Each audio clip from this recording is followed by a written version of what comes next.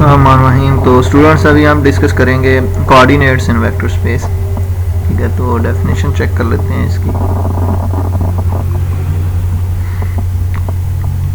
If set of vectors s v1 v2 up to so on vn is a basis. ठीक है, अगर ये basis हों किसके for a vector space v and और इसका जो वेक्टर इक्वेशन है इस तरह लिखी जाए।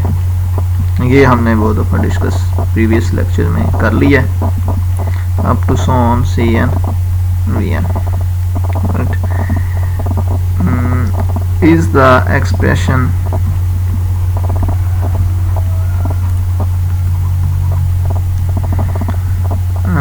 for a vector v in term of basis, for a vector v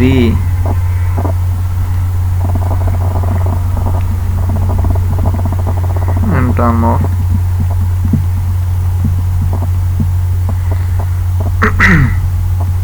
basis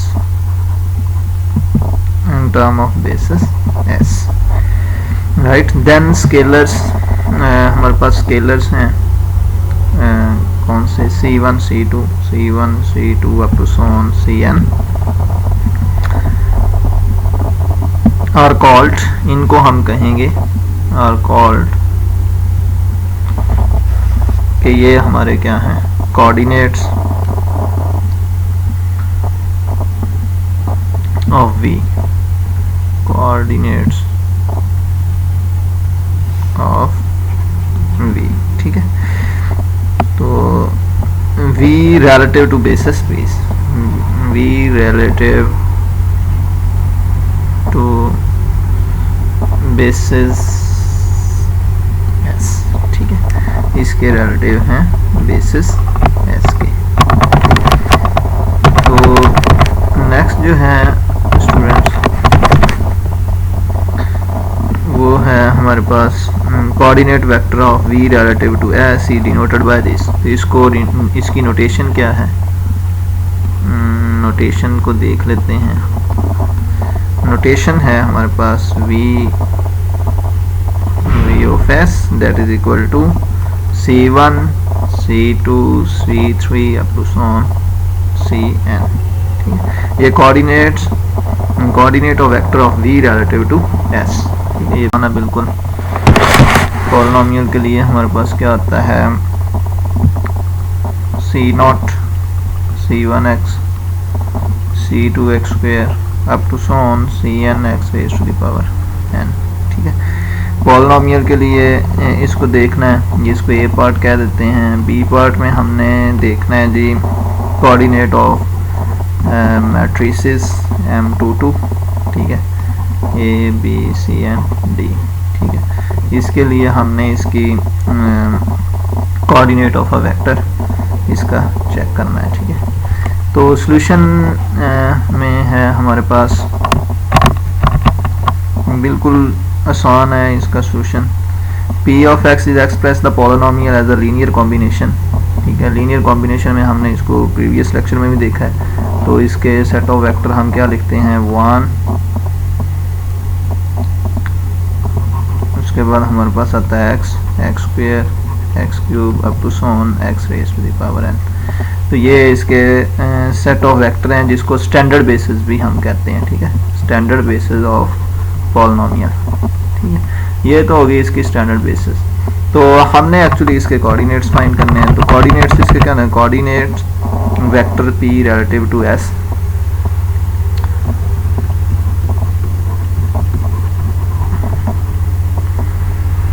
coordinate of vector p relative to s। तो इसको हम p ऑफ s, क्योंकि डेफिनेशन में हमने v ऑफ s किया था, तो वो हमारे पास होते हैं c1 c2 c3 up to so on। तो c0 से है तो c0 c1 c2 up to so on cn है, राइट स्टूडेंट। तो दूसरी जो है इसकी एग्जांपल वो है हमारे पास मैट्रिसेस की, ठीक है। मैट्रिक्स है 2x2 का, तो मैट्रिक्स में हम B जो है इसका मैट्रिक्स फॉर्म जिसे वेक्टर फॉर्म हम कहते हैं, वेक्टर फॉर्म कैसे लिखते हैं A B C and D, तो इसको हम लिखते हैं 1 0 0 एंड 0, उसके बाद आ जाता है जी प्लस B को लिखना है तो वो 0 1 0 0, ठीक है। ये भी इसकी स्टैंडर्ड बेसिस ही हैं मैट्रिसेस 2x2 के लिए। और C लिखना है तो 0 0 1 0, और D हम क्या लिखेंगे 0 0 0 एंड 1, ठीक है। तो ये भी इसके जो हैं ये वाली भी इसकी स्टैंडर्ड हैं, ठीक है। ये वाली भी स्टैंडर्ड बेसिस हैं 2x2 के लिए हमारे पास। तो हमारे पास कोऑर्डिनेट ऑफ वेक्टर V क्या बनेगा, एक्चुअली हमारा जो टॉपिक है वो तो कोऑर्डिनेट के रिलेटेड है ना। Coordinate vector B relative to S, ठीक है। वो हमारे पास क्या बनेगा जी B ऑफ S इसको कह देते हैं, वो हमारे पास बन गया जी A B एंड C और D बन गया, ठीक है। तो ये था हमारे पास इसकी एग्जांपल, ठीक है। उसके बाद हम एक इसकी और एग्जांपल चेक कर लेते हैं, ठीक है। उसमें ये तो स्टैंडर्ड थी, तो स्टैंडर्ड के अलावा एक डेफिनेशन चेक है जिसमें हमें V1 गिवन है। ये प्रीवियस लेक्चर में इसको डिस्कस किया हुआ है, ठीक है, लेकिन इसमें कुछ मॉडिफिकेशन है तो दोबारा इसको देख लेते हैं, ठीक है। V3 हमारे पास है 3 3 एंड 4, राइट। तो form a basis for R cube, इसकी बेसिस हमने इसको ऑलरेडी प्रूव्ड किया हुआ है कि ये इसकी बेसिस हैं, ठीक है। फाइंड द कोऑर्डिनेट, हमने कोऑर्डिनेट फाइंड करना है ऑफ V भी इसमें गिवन है, ठीक है, -1 एंड 9, ठीक है। ये ए पार्ट में हमने इसमें V गिवन है, फाइंड द कोऑर्डिनेट हमने C1 C2 एंड C3 ये हमने फाइंड करना है। ये है इसका ए पार्ट। एक इसका B पार्ट भी है, B पार्ट में हमने ये चीज़ चेक करनी है, B पार्ट में find the vector V find हमने करना है, ठीक है। Which whose coordinate vector relative to S in V of S, उसमें हमें V ऑफ S जो है वो गिवन है, ठीक है। तो हम उसका V जो है वो फाइंड करना है। V ऑफ S जो गिवन है वो -1 3 एंड 2 गिवन है। तो चलें जी सॉल्यूशन इसका शुरू करते हैं। सॉल्यूशन में हमारे पास सबसे पहले इसकी वेक्टर नोटेशन लिखते हैं। Vector notation V C1 V1 plus C2 V2 plus C3 V3, ठीक है। 3 वेक्टर्स हैं तो 3 लिख लिया। V हमें गिवन है 5 -1 9, ठीक है। उसके बाद C1 V1 भी गिवन है, ठीक है, 1 2 एंड 1 प्लस C2 V2 भी हमें गिवन है 2 9 एंड 0। उसके बाद हमारे पास आता है C3, ठीक है। C3 भी C3 और V3 हमें गिवन है, ठीक है, 3 3 एंड हमारे पास आता है जी 4, ठीक। इससे हमने इसको लीनियर कॉम्बिनेशन में लिखने equating corresponding components is give. इसको एक्चुअली ये हमारे पास क्या है, कॉलम मैट्रिक्स है, ठीक है। ये वाला ये वाला ये वाला, ठीक है। इसका लीनियर कॉम्बिनेशन, ठीक है। इन क्वालिटीज़ में अगर इनको लिखना हो तो वहाँ से इजीली इसको हम फाइंड कर सकते हैं। अगर लिखना भी है तो C1 + 2 C2 + 3 C3 that is equal to 5। Next में हमारे पास 2 C2 + 9 C2 + 3 C3 that is equal to -1, और C1 और इसका एक है +4 C3 that is equal to 9, ठीक है। इनको आपस में सॉल्व करने के बहुत सारे मेथड्स हैं। क्रैमर रूल से करें, इन्वर्जन से करें, एशिलेंस से करें, रिड्यूस एशिलेंस से करें, ठीक है, जिससे डील करता है, ठीक है, इजीली जिससे। तो C1 हमारे पास आ जाएगा 1, C2 हमारे पास आ जाएगा -1, C3 हमारे पास आ जाएगा 2। तो ये स्टूडेंट्स इनको सॉल्व करना, ये तो हम पिछले काफ़ी लेक्चर्स में कर चुके हैं। ठीक है, ये था इसका जो है वो first part.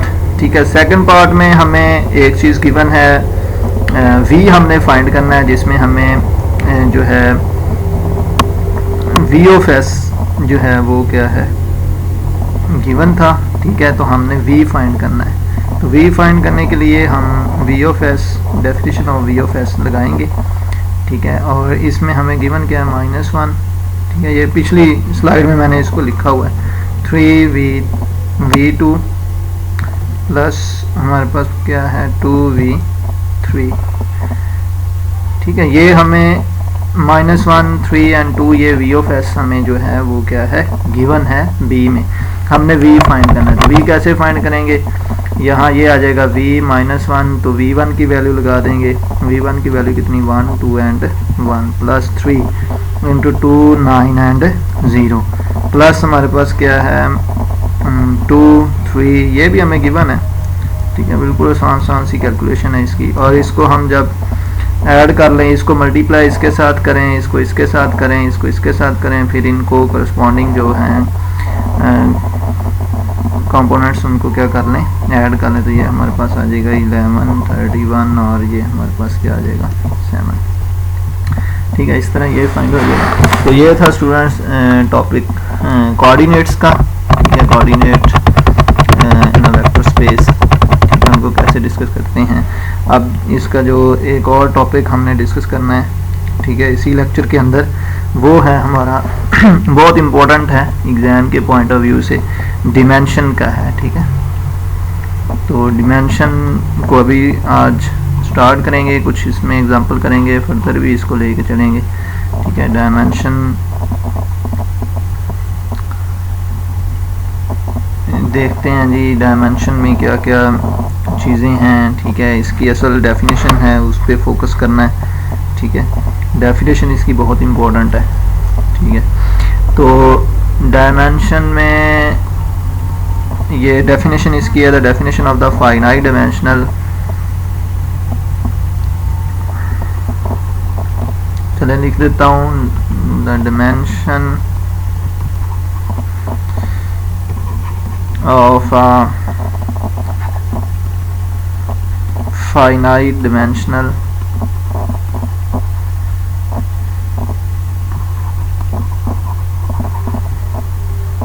vector space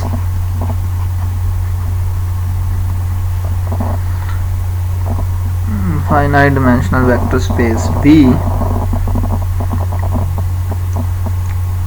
is denoted by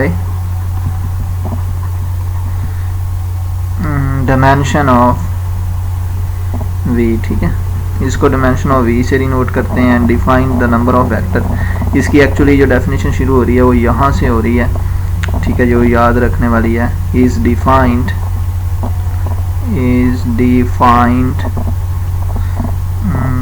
the number of vectors in a basis for v, the number of vectors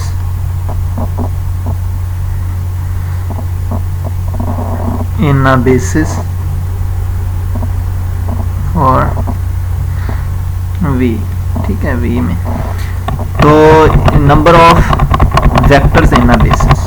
ठीक है, in addition the zero vector space is defined have the dimension is 0। ठीक है, अब इसके कुछ example हैं। ठीक है, जो मोस्ट कॉमन है, मतलब कि डायमेंशन ऑफ Rn, इसकी क्या होगी हमारे पास n होगी। ठीक है, standard basis has n vectors. ठीक है, standard basis for n vectors.